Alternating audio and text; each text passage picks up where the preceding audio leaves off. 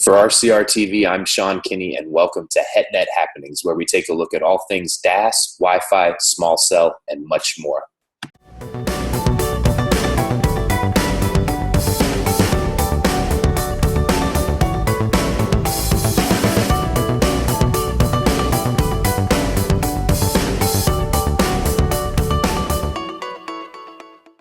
CommScope, thinking beyond today's technology to help you make the best decision for your network and your business.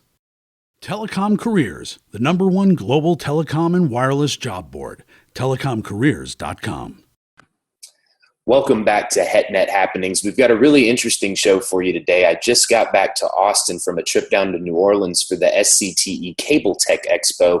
There was a lot of really interesting technology on display there, particularly DOCSIS 3.1. One of the big themes of the show was this move of telecom cable company convergence. So we're going to take a look at some of those topics with representatives from ARRIS and from Ericsson, so please stay tuned for that. And, when we talk about telecom convergence with cable companies, both types of companies have real similar technological and business opportunities and challenges. Take a look at AT&T. They just completed a $48.5 billion acquisition of DirecTV.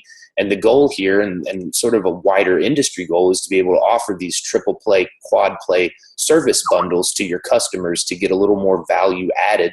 And on the operator side, you can gain some efficiencies and some new revenue streams. So this is really going to be a trend line to keep an eye on. And one of the things we're going to look at today is DOCSIS, which is a real central technology to all of this. DOCSIS stands for Data Over Cable. I'm going to have to go to the notes here just to make sure I get this right. Data Over Cable Service Interface Standardization. The latest version is 3.1, and what this does is it empowers MSOs to provide gigabit plus speeds over coaxial cable. So that has huge implications when you can compete with fiber speeds with a coaxial infrastructure that's already in place. It sort of extends the life cycle there, has big implications for CapEx on the operator side. And so we got the opportunity to talk to Charles Cheevers, who is the CTO for Customer Premise Equipment at ARRIS, and he's going to explain to us why DOCSIS 3.1 is so important. Why is DOCSIS 3.1 important? Well, DOCSIS 3.1 is the next evolution of the CapEx saving technology that cable operators need to deliver multi-gigabit services. The modem itself can do anywhere between 2.5 to 5 gigabits per second into the home, so plenty of headroom to be able to do gigabit services in the coming years for the operator without having to change the plant significantly. And DOCSIS 3.1 being the enabling technology. Our E6000 CCAP device is the device on the other end which sends the signal down and up to the, or down to the CM or the surfboard 8200 to do the high speeds. Now on top of that, then we're moving into the Wi-Fi space at high speeds too, because more and more consumers are requiring that their access speeds, gigabit speeds, also be present over the Wi-Fi links in the home. So that puts an extra challenge on delivering gigabit Wi-Fi speeds in the home. You can do that a couple of ways. We've looked at technologies 4x4 and 8x8 Wi-Fi. Placing those centrally in a US home of typically 2,400 square feet will give gigabit coverage throughout the house, but typically it's difficult to place the cable modem in the central location in the house, so you typically need some extension. We estimate, based on our own technical surveys as well as some of our CEI survey data, that about 36% of US homes will need augmentation with a second access device or second extender device to do a gigabit speed. And that will then give gigabit services to allow services like Ultra HD over Wi-Fi to emerge and be robust and high quality enough so that operators won't be plagued with customer support calls on a very robust 4K delivery service. Charles, the day that we shot that interview was celebrating his birthday down there in New Orleans. And right after they sung happy birthday and sliced the cake, he took a few minutes to speak with me, which we certainly appreciate. And so now that he's told us why DOCSIS 3.1 is important, wanted to hear a little bit more from him about this convergence trend. Let's take a look at that. The architectures are converging very similarly. It's typically a very high-speed access network. In the case of telco companies, they're going to G.fast and fiber. And we typically build products like our MPG 899, which does both fiber and DSL on the same device with SFPs that plug in. We're moving towards next generation GPON solutions for telcos And all that stuff is converging then on a residential gateway with a high spec for both Wi-Fi and other LAN technologies. No different in the cable space. The cable companies have the advantage over telco in terms of the speed of the coax network. Although G-Fast on the DSL network is improving somewhat, shorter loops on the coax side on telco networks. But in the case of the cable network, we've already delivered 24 and 32 channels of DOCSIS 3.0, which means a gigabit plus of service to a specific CPE device. And with 3.1 then we're going to blow that out even further.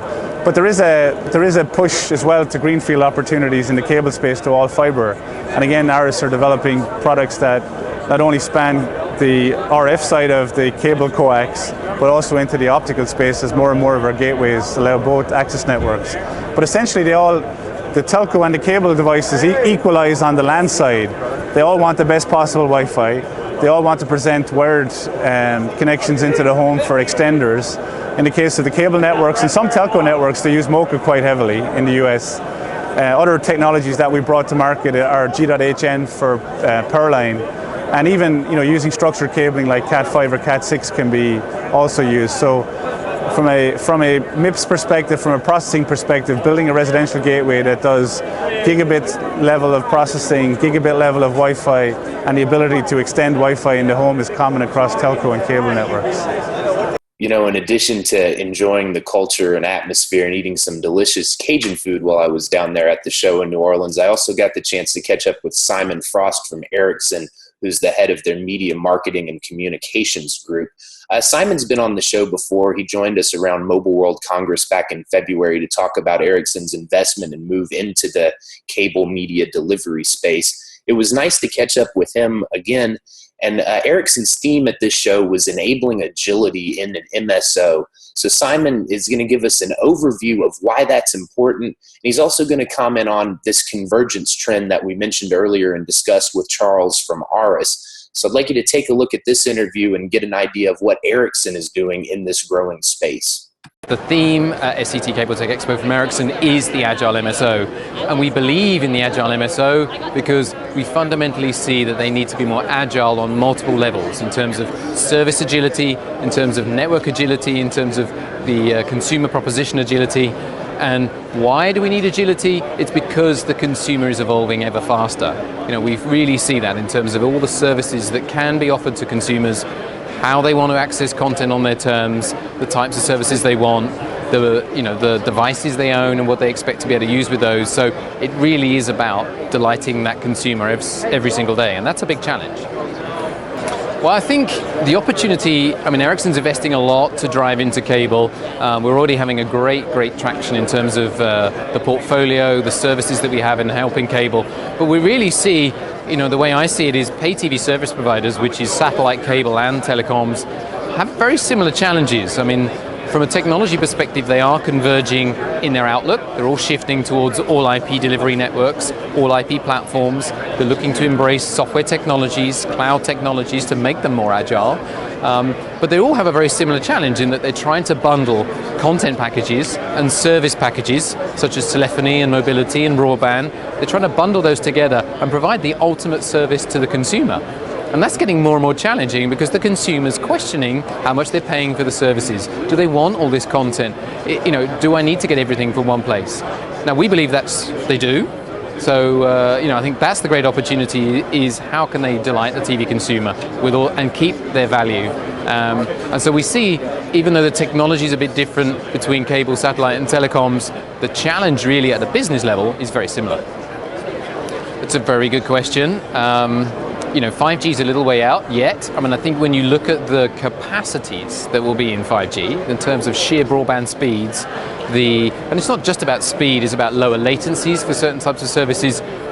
Personally, I think we will see, once we move to this, we call it the network society, the industry kind of calls it the Internet of Things, IoT. Once we truly see the amount of connected devices, the types of services that will be demanded by that, things like connected car, that's going to have very specific service requirements in terms of not just broadband speed, but as I say, things like latency that I'm not sure Wi-Fi would necessarily be able to address in quite the same way. So I do think when it's a bit crystal balling really to look out towards what 5G could do, but 5G is being really designed for the Internet of Things, and Wi-Fi has been very much designed for giving broadband for the masses, but not necessarily with any great one single service capability that it's been focused for. A lot of this show is a technology-oriented show. There's a lot about the access network, so the convergence on DOCSIS 3.1, the performance of DOCSIS 3.1, the access network shifting to IP, the performance of that, and the broadband capabilities that enables. So I think a lot of it is about the access network. For me, what happens once you've got an all-IP infrastructure is how can you innovate the services on top of that? And I think that's where we're starting to see the key themes of, and why we've got this agility theme, is how do you delight the TV consumer? How do you continue to do that? How do you keep up with their needs and demands? And is cable placed to be able to do that better than others? Well, I think there's some strategic advantages from the broadband capabilities in their network, clearly, from fixed with DOCSIS and Wi-Fi from a wireless perspective as well. So I think the key themes really is technology convergence, technology enablement, but then how do you build services on top of that that will really drive cable to be more competitive and, of course, drive customer satisfaction? Because, I think that's an area with real improvement needed in terms of this industry. How does DOCSIS 3.1 enable an MSO to extend the useful life of its coax plan? That one I don't know. Sorry. That's all right. Anything else that you want to highlight here? No, I think we're good.